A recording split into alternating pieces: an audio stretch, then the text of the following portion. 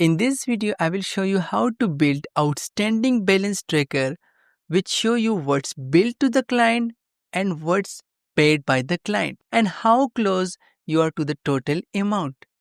Consider I have this Google Sheet. We have a bill to client sheet where we record every invoice we raise to the client. We have another payment sheet where we record every payment we received from the client, whether it's weekly, bi-weekly, monthly, or just a random days. For now, we don't have any idea how much we bill to the client and how much a client pay. The first thing we need to insert a new worksheet. On column A, I will simply write dates. And here we need to apply a very easy VSTACK function. What is the range 1? Click bill to client sheet.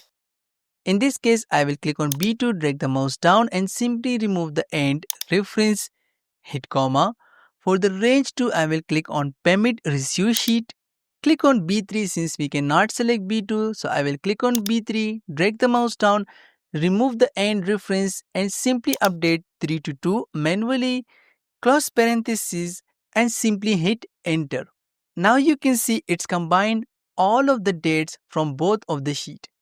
We need to apply a unique function, open parentheses and simply close parentheses on the end, hit enter. Now you can see these are bill to client and these are payment received.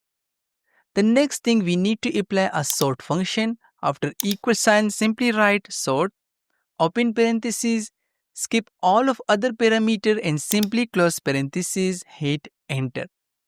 Now we have the dates from both of the sheet in ascending order. The next thing we write here bill amount. And here I will apply a very easy SUMIF function, open parentheses. What is the range? Click on bill to client sheet. The range is the entire column B, the dates. For the criteria, I will click on dashboard and simply select all of the dates. Remove the end reference, hit comma. And for the sum range, I will click bill to client sheet again and select the entire column C, close parentheses, hit enter. And now we get the result for only first data set. If I click on formula bar, simply type Ctrl Shift enter. This will apply array formula and hit enter. This is how we get all of the dates total amount. Now you can remove this zero with a different method. The easiest and the best method is click on B2 and simply write to column function, open parentheses. What is the array or range? This whole is my array or range, hit comma. For the ignore parameter, I will simply type 3, close parentheses for to column function, hit enter, and this is how we remove all of the other 0. Now the same formula I will apply for payments as well. I will write, let's say, payment amount. Simply write SUMIF function. What is the range? Click on payments. Select entire column B, hit comma. Now we need to type to column function, open parentheses. Click on A2, drag the mouse down, remove the end reference, hit comma. For the ignore parameter, type 3, close parentheses, hit comma. And for the sum range, I will click on payment sheet. We need to select the entire column C, close parentheses. This time we need to hit Ctrl Shift enter. This will apply array formula, hit enter, and this is how we get all of the total payments.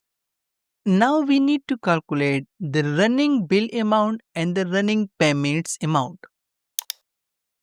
And now I will write equal scan function, open parentheses.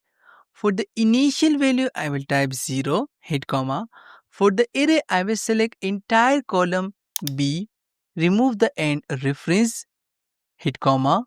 We need to type lambda function, open parentheses. Initial value will be X, array will be, let's say, Y, and operation will be, let's say, X plus Y, close parenthesis for lambda, close parenthesis for scan function, hit enter, and this is how we calculate the running total for entire column B dataset.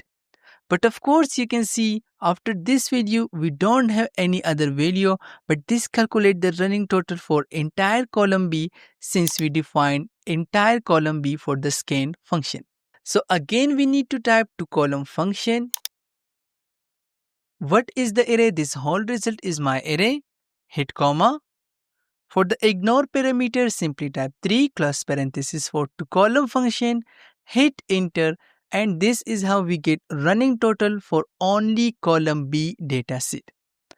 Now if I simply drag this formula to the right side, you can see it's automatically calculate the running total for the payment amount as well. Now our dataset are fully ready for the chart. I will select all of the 5 columns. Click on insert. We need to insert a chart. And here we need to select a combo chart, but if I scroll down, for now we don't need the billing amount series, we don't need the payment amount series. We only need the running bill amount and the running payments amount. The next thing I will click on customize, expand the series option, and here you can see 2 series. I will click running bill amount series first. For this I want a line chart. Scroll a little bit more and here you can see point size. We need to select, let's say 7 points.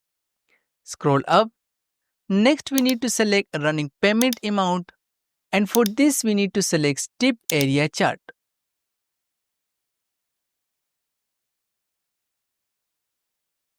Now if you want a black and white colors, simply click on the chart, hit Ctrl C, click here, Ctrl V. Click on the 3 dots, edit, customize, chart style, background color, I will choose the black color, chart border, I will choose no color. Click on the legend and here you can see text color, select the white text color. Here you can see vertical x-axis, select the white color. Horizontal x-axis, select the white color for this as well. Now click on the first series. We need to select a white color for stack area. Select the running bill amount and select the light green color. Now click on the chart title and also select the white font color for this as well. And now if I simply decrease, let's say to 75%, this is how we create a black and white chart as well. I hope you enjoyed the video and learned something useful. If you like the video, please subscribe my channel for more video.